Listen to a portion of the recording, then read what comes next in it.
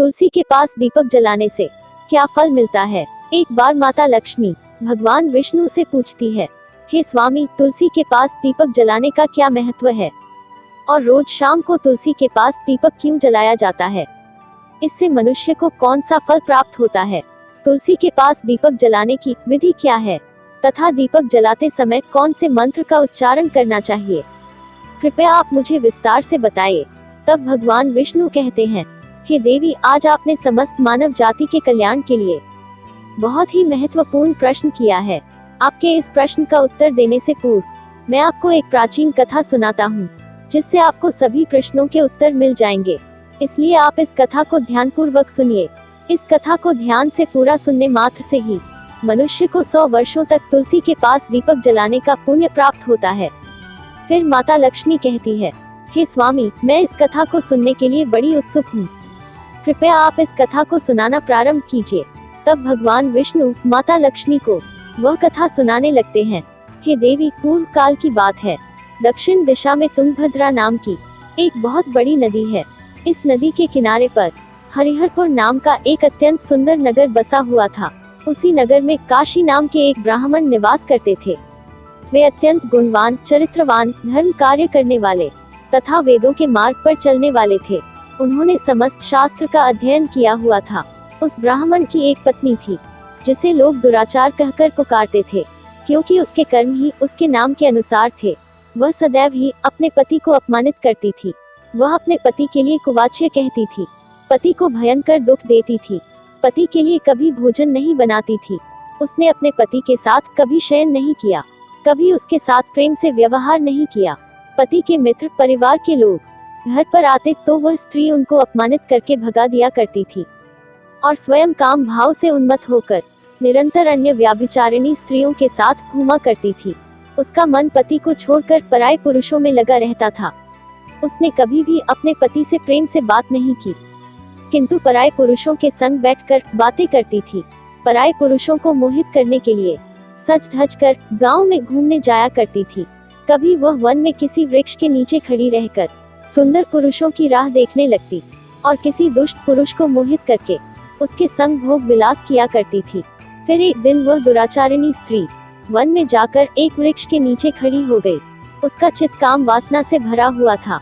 वह किसी सुंदर कामी पुरुष की राह देख रही थी, किंतु बहुत समय निकलने के बाद भी उस स्थान पर कोई पुरुष नहीं आया। इसलिए वह अत्यंत दुखी हो गई और प्रियतम की खोज में इधर उधर देखने लगी। उस दिन उसका सारा परिश्रम व्यर्थ हो गया। वहाँ पर खड़ी होकर वह नाना प्रकार की बातें कहकर विलाप करने लगी। हाय हाय, आज तो इस मार्ग से कोई भी सुंदर पुरुष नहीं आया। अब मैं कैसे अपनी काम वासना को शांत करूं? आज की रात कैसे बीतेगी? वह जोर जोर से विलाप करने लगी। उस जंगल में एक भयानक बाघ निवास करता था।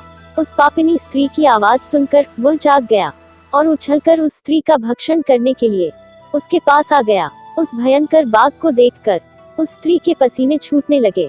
वह भय से थर थर कांपने लगी। वह स्त्री कुछ करती, इतने में ही उस बाघ ने अपने पंजे से उसे घायल कर दिया और वह स्त्री जमीन पर गिर पड़ी। जमीन पर गिरते ही वह स्त्री चिल्लाते हुए बोली, अरे बाघ, तू किस लिए यहाँ पर आया है? मुझे क्यों मार रहे हो? मैं यहाँ पर अपने प्रियतम को खोज रही हूँ। तुम मुझे छोड़ दो। मेरा भक्षण करके तुझे क्या मिलेगा? उस स्त्री की यह बात सुनकर वह भयानक बाघ क्षण भर के लिए रुक गया और हंसते हुए बोलने लगा, हे दुष्टा, आज विधाता ने तुझे मेरा ग्रास नियुक्त किया है।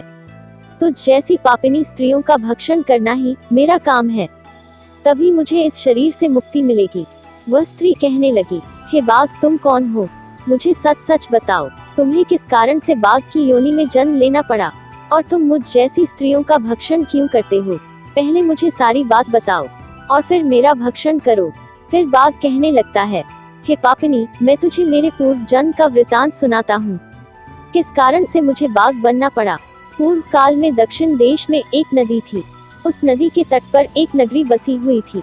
उस नगरी में मैं निवास करता था। मैं एक ब्राह्मण का पुत्र था और नदी किनारे बैठकर यज्ञ आदि कार्य किया करता था। मैंने उस जन्म में अनेक पापियों के लिए यज्ञ किया, उन पापियों के घर का भोजन किया। मैंने धन के लोभ से अनेक पापियों के लिए कार्य किया।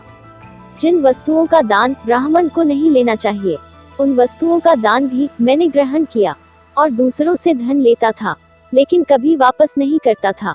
इस प्रकार से पाप करते हुए मुझे बहुत साल बीत गए और मैं बूढ़ा हो गया। मेरे बाल सफेद हो गए, आंखें सूज गई, मुंह के सारे दांत गिर गए, लेकिन फिर भी मेरी दान लेने की आदत नहीं छूटी और मैं पाप करता गया।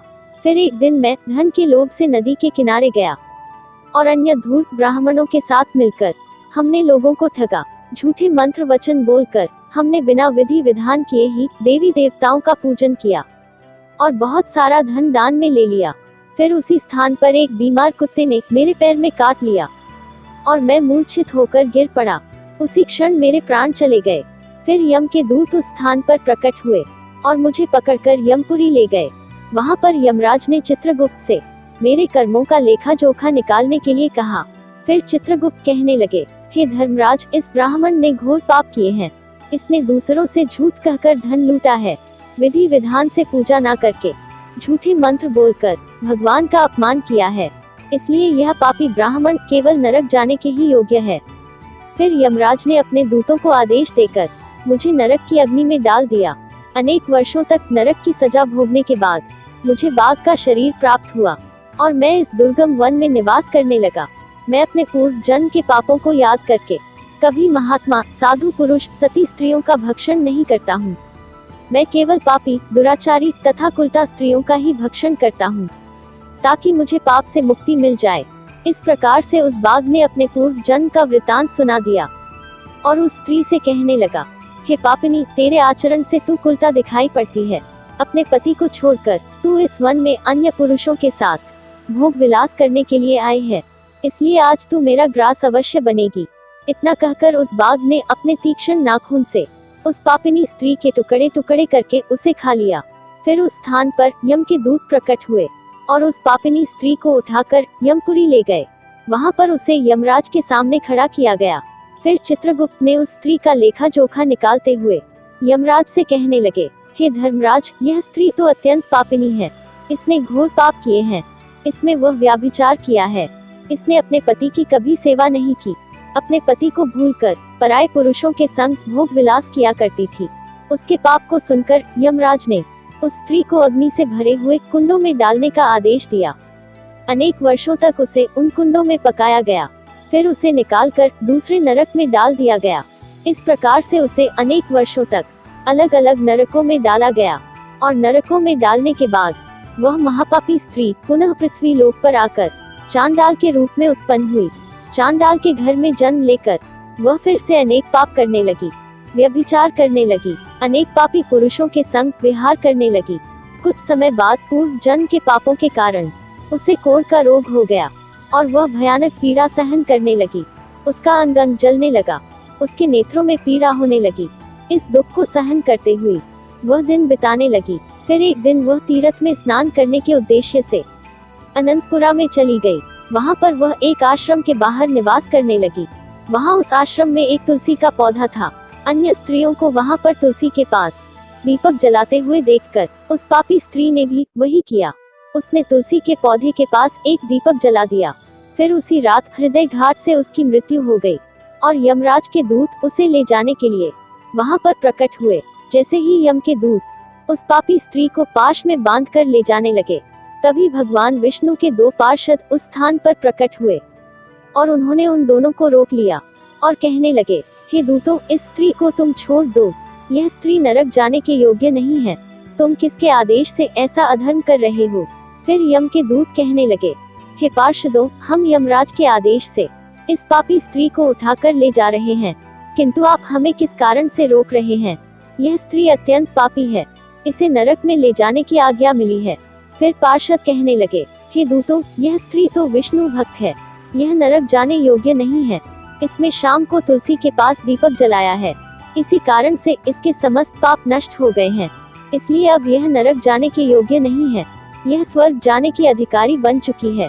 पार्षदों की बात सुनकर यमदूतों ने उस स्त्री को उस स्थान पर छोड़ दिया और यमलोक लौट गए। वहां जाकर उन्होंने यमराज को सारा वृतांत सुना दिया। फिर भगवान विष्णु के पार्षद उस स्त्री को दिव्य विमान में बिठाकर स्वर्ग लोक ले गए। भगवान विष्णु कहते हैं, हे देवी, इस प्रकार से तुलसी के पास केवल दीपक जलाने मात्र से ही मनुष्य के सभी पाप नष्ट हो जाते हैं। जो स्त्री नित्य शाम को तुलसी के पास दीपक जलाती है वह सौभाग्यशाली बनती है। उसके पूर्व जन्मों के सभी पाप नष्ट हो जाते हैं। उसे सुख समृद्धि की प्राप्ति होती है। रोज तुलसी के पास दीपक जलाते समय इस मंत्र का उच्चारण करना चाहिए। ओम तुलसी देव्ये च विद्महे विष्णु प्रियाय च धीमहि तन्नो वृंदा प्रचोदयात्, जिसका अर्थ होता है विष्णु प्रिय तुलसी, मैं आपको नमन करती हूँ, आप मुझे उच्च बुद्धि दो। हे वृंदा, आप मेरे मन को रोशन करो। भगवान विष्णु कहते हैं, हे देवी, हजारों अमृत के घड़ों से नहलाने पर भी श्री हरि विष्णु को उतनी तृप्ति नहीं होती जितनी वे मनुष्यों के द्वारा तुलसी का एक पत्ता चढ़ाने से प्राप्त करते हैं। 10,000 गोदान से मानव जो फल प्राप्त करता है वही फल तुलसी पत्र के दान से पा लेता है। जो मृत्यु के समय अपने मुख में तुलसी पत्र का जल पा जाता है वह संपूर्ण पापों से मुक्त होकर भगवान श्री हरि विष्णु के धाम जाता है। हिंदू धर्म में तुलसी के पौधे का महत्व सबसे अधिक है। इसकी सबसे पहले पूजा भगवान विष्णु ने की थी। भगवान विष्णु कहते हैं, जिस प्रकार देवी लक्ष्मी से वैकुंठ को ऐश्वर्य प्राप्त है उसी प्रकार से वैकुंठ में तुलसी के कारण ही पवित्रता प्राप्त है। पृथ्वी लोक पर जिस स्थान पर भी तुलसी का पौधा होगा उस स्थान पर कभी बुराई का वास नहीं होगा। ऐसा स्थान सबसे अधिक पवित्र होगा। इसी कारण से हमें हमारे घर में तुलसी का पौधा अवश्य लगाना चाहिए। इस प्रकार से भगवान विष्णु ने तुलसी के पास दीपक जलाने का महत्व बताया। दोस्तों, आपको यह कथा कैसी लगी? आप कमेंट बॉक्स में जय श्री हरि विष्णु लिखकर अवश्य बताएं। साथ ही वीडियो को लाइक और शेयर करें। यदि आप हमारे चैनल पर नए हैं तो हमारे चैनल को सब्सक्राइब जरूर करें। धन्यवाद दोस्तों।